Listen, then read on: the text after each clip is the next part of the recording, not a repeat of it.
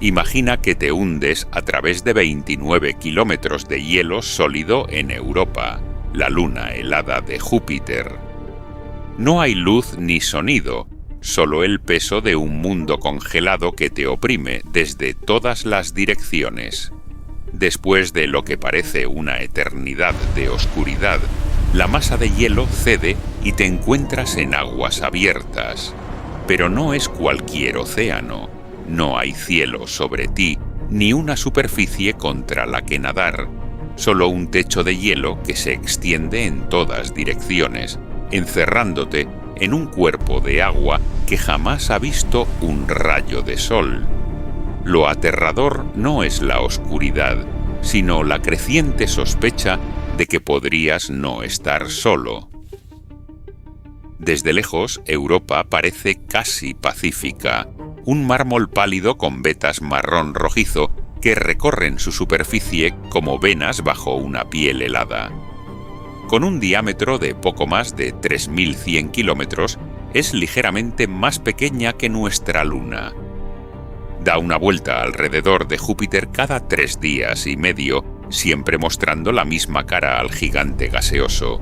Su superficie es una de las más lisas del sistema solar, casi sin cráteres, sin montañas, solo hielo agrietado y marcado, pero inquietantemente plano. Esa suavidad es la primera pista de que algo extraño ocurre bajo ella. En la mayoría de los cuerpos celestes, los cráteres se acumulan durante miles de millones de años. En Europa apenas existen, lo que indica que la capa exterior se renueva constantemente. Algo desde el interior empuja hacia arriba, devorando las cicatrices antiguas y depositando hielo nuevo. La explicación más aceptada, simple y perturbadora, es que Europa alberga un océano global de agua salada bajo una gruesa capa de hielo, y que ese mar ha estado agitado en la oscuridad durante posiblemente miles de millones de años. Las primeras pistas reales llegaron con la nave Galileo de la NASA, que orbitó Júpiter entre 1995 y 2003. En sus 11 sobrevuelos de Europa, el magnetómetro detectó un campo magnético inducido, no proveniente del núcleo, sino de un material conductor bajo la superficie. La mejor interpretación fue la presencia de agua líquida y salada. Las imágenes reforzaron la idea.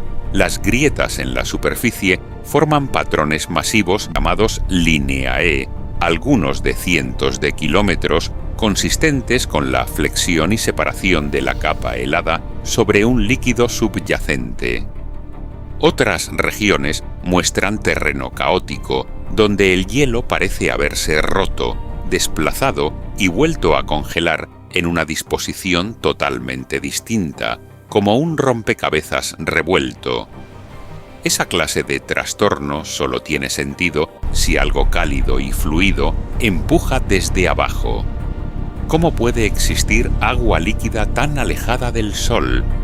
A unos 670 millones de kilómetros, la temperatura de la superficie ronda los menos 160 grados Celsius. Todo debería estar congelado. La clave es Júpiter. Europa está atrapada en una lucha gravitatoria entre Júpiter y sus lunas vecinas, Io y Ganímedes. La combinación de sus influencias mantiene la órbita de Europa ligeramente elíptica, generando fuerzas de marea que estiran y comprimen su interior en cada órbita. Ese constante amasado produce calor mediante el llamado calentamiento de marea, similar a lo que ocurre al doblar una abrazadera de metal. Se calienta en el punto de flexión. Imagina ese proceso a escala planetaria durante 4,5 mil millones de años. Las estimaciones actuales sitúan la profundidad del océano en alrededor de 100 kilómetros, mucho más que los 11 kilómetros del punto más profundo de los océanos terrestres. Ese volumen podría ser 2 o 3 veces el total de agua de la Tierra, encerrado bajo una capa de hielo completa y perpetuamente oscura. En enero de 2025, la NASA publicó los resultados del sobrevuelo de Juno de 2022. Con su radiómetro de microondas, Juno midió el perfil térmico del hielo y confirmó que el manto helado tiene en promedio unos 29 kilómetros de espesor, equivalentes a 18 millas de agua sólida y rígida entre la superficie y el océano. Este modelo de hielo grueso implica que el océano está profundamente aislado. Exacto. La radiación de Júpiter golpea la superficie de Europa con una intensidad de aproximadamente 5,4 sieverts por día. Una sola exposición puede provocar enfermedad por radiación y 5 dosis diarias serían letales. Además, la radiación descompone moléculas de agua, generando compuestos químicos reactivos. Si esos productos pudieran filtrarse a través del hielo, podrían alimentar vida, pero una barrera de 29 kilómetros es formidable. Juno detectó grietas y poros en los primeros cientos de metros, pero nada que alcance el océano. Sin embargo, hay indicios de que el océano no está totalmente aislado. En 2012, el telescopio espacial Hubble capturó lo que parecían ser enormes columnas de vapor de agua emergiendo del polo sur de Europa, alcanzando hasta 200 kilómetros de altura. Más tarde, en 2018, investigadores revisaron datos antiguos de Galileo y descubrieron que, durante un sobrevuelo de 1997 a 206 kilómetros sobre la superficie, el magnetómetro registró un cambio de más de 200 nanoteslas en apenas 3 minutos, mientras el espectrómetro de ondas plasmáticas detectó un pico brusco en la densidad del plasma. La única explicación que encajaba era que Galileo había atravesado una pluma de vapor de agua. Esa evidencia había estado oculta en los datos durante más de 2 décadas. Si esas plumas son reales, el océano está expulsando material al espacio. Europa no está solo congelada, está respirando.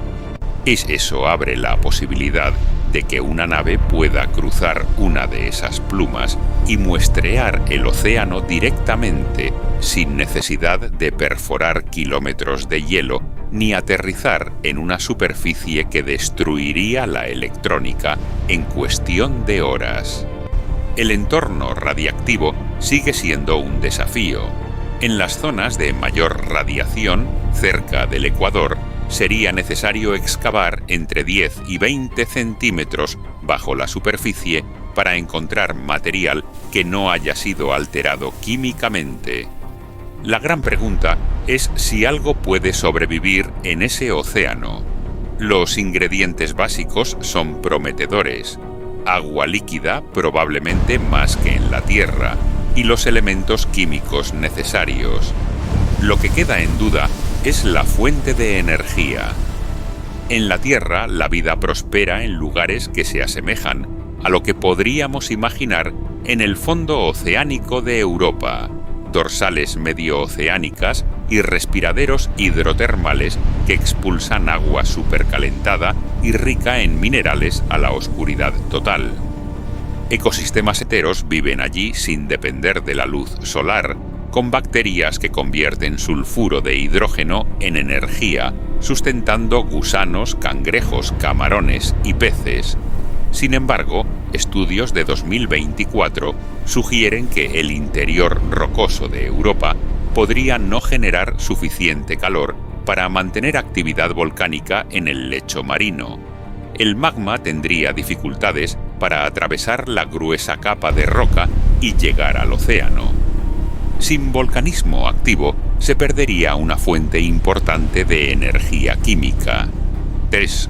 Existe, no obstante, una alternativa: la serpentinización. Cuando el agua de mar se infiltra en grietas rocosas y reacciona con ciertos minerales, se produce hidrógeno y calor a temperaturas mucho más bajas. Un estudio de la NASA de 2016 concluyó que la serpentinización podría proporcionar a Europa un equilibrio químico similar al terrestre. Simulaciones de 2024 mostraron que sistemas hidrotermales de baja temperatura podrían persistir durante miles de millones de años, tiempo suficiente para que la vida surja. En 2023, el telescopio espacial James Webb confirmó la presencia de dióxido de carbono en la superficie de Europa, específicamente en la región de Tara Regio, un terreno caótico. Ese CO2 parece originarse en el interior, lo que sugiere que el océano contiene compuestos de carbono.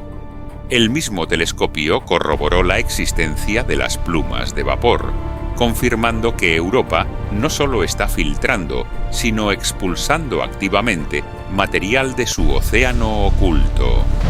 El 14 de octubre de 2024, la NASA lanzó la misión Europa Clipper a bordo de un Falcon Heavy de SpaceX. La nave lleva 9 instrumentos científicos diseñados para cartografiar la superficie, medir el espesor del hielo, detectar moléculas orgánicas y confirmar la existencia del océano subterráneo. Se espera que llegue a Júpiter en abril de 2030 y realice 49 sobrevuelos cercanos, acercándose hasta 25 kilómetros de la superficie. Si las plumas están activas, los espectrómetros de masa de Clipper podrían analizarlas directamente, saboreando el océano sin tocar el hielo. Sea cual sea la respuesta, el resultado será impactante.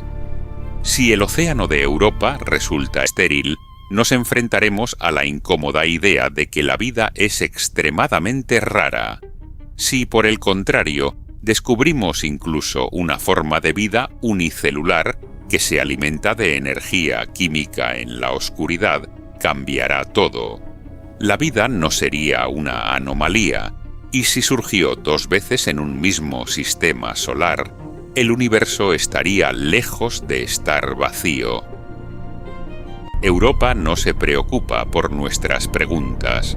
Sigue girando, flexionándose y ocultando su océano bajo 29 kilómetros de hielo milenario. Lo que sea que habite esas profundidades ha esperado en la oscuridad más tiempo del que la vida compleja ha existido en la Tierra. Y ahora una nave se dirige hacia ella, llevando los instrumentos que podrían, por fin, permitirnos escuchar lo que ocurre bajo la capa helada. Its instruments probe plumes for